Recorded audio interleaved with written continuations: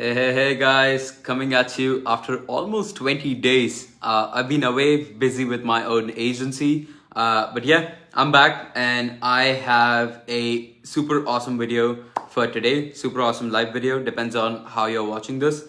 But in today's video, I want to discuss a common objection which a lot of agency owners starting out face is where, yep, they have booked a call, they have the prospect on a sales call, and they go through the entire pitch of the call, right? And at the end, the business owner on the other end, whom you're trying to sell, the prospect, says that, hey, I need to talk to my wife, or hey, I need to talk to my business partner about this before we make any move forward.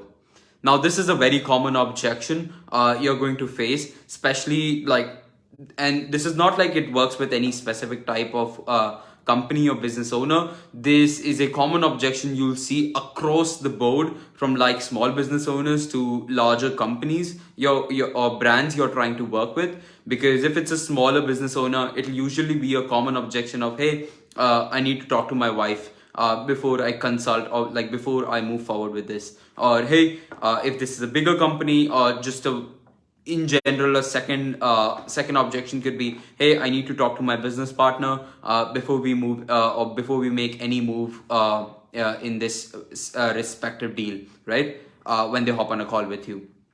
So how do you overcome this objection? A lot of people approach me for this and ask me like, this is a common objection I get, so I thought I'd make a video on it. Now the first thing you can do is to prevent it. Okay, like even before hopping on a call, what you need to do is make sure that all the relevant decision makers, or like all the people who are relevant or are the main decision makers, should be on the call. Okay, this is something you clear out even before hopping on a call. So when they're booking on the for example, your Calendly link or your scheduler, right? You need to make sure you have a prompt where they can invite another person, invite the business partner on the call as well. And secondly, you make it clear. So, hey, are you the sole decision maker or not? So you can have like a form, like a message there as well, right? So that you know even before hopping on the call, and you clarify that all the decision makers regarding the firm need to be, or all the decision makers who are important and need to see to the marketing of the business or the brand are on this call, right? So that you do not face this issue going forward in the call itself.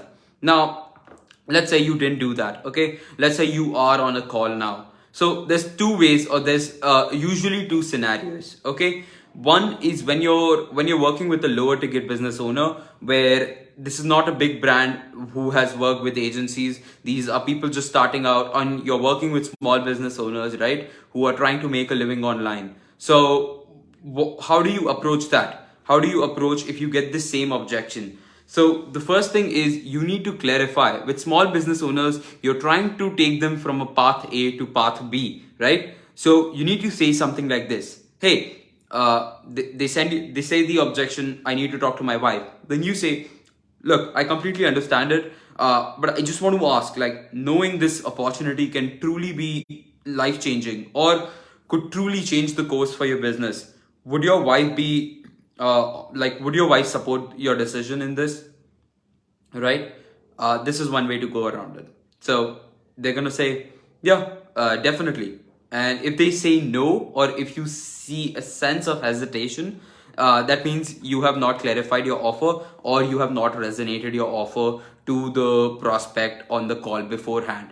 But if they say yes, then you move forward. Hey, so if you know your wife is going to be completely down for it, right, then I don't think there's any issues. Or the second way could be, if you think your wife could be completely down for it, but they still show that they need to speak to their wife, or they need to speak to the business partner, then you say, hey, what we can do is we can do a deposit of 500 today, so that I can save the seat for you, and you can speak to your wife, and we can schedule a follow-up call. And you schedule a follow-up call right then and there within like the next 3 days. I would say 2 days, but just safe side, do it in the next 3 days.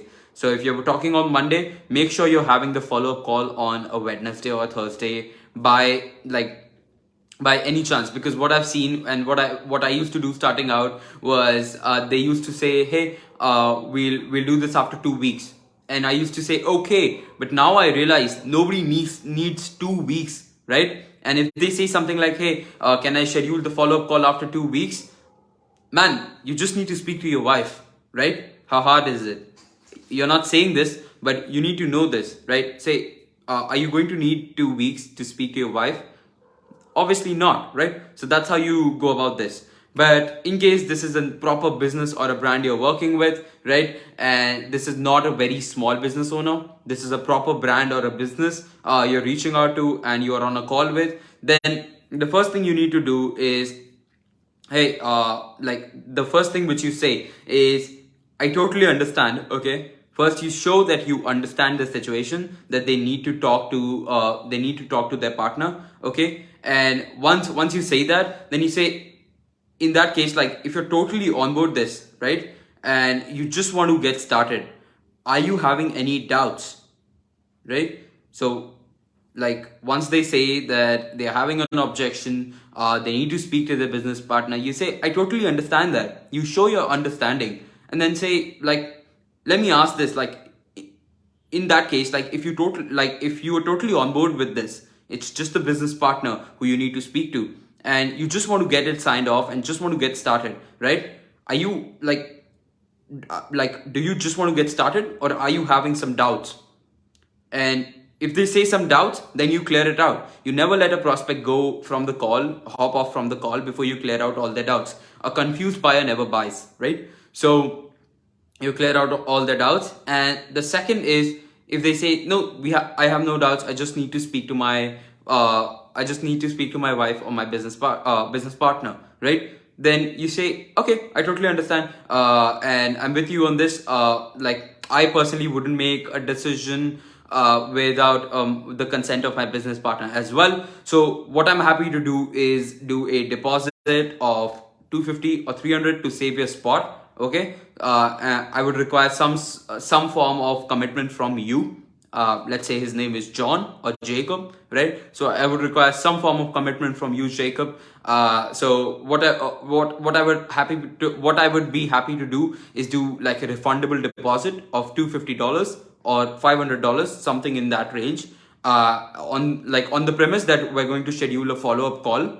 And if the outcome comes out that like you are not interested, or if it's negative, then I'll just refund the money, right? So what this allows me to do is save this spot for you, Jacob. And so this is the exact message you're saying. And what it's actually doing is it's actually creating a sense of scarcity as well, right? So they need to understand that they respect your time as you respect their time, right? So you just do a deposit, okay? And just in case they do not do a deposit, like a big business, if they can't even do a deposit of 250 USD, right, they're probably not going to buy, just from my experience, right? If someone cannot even commit to doing like a refundable deposit of 250, they're probably not in the position, or you have not bought them in a position where they are actually looking to buy, right? So that's basically it. Hope that makes sense.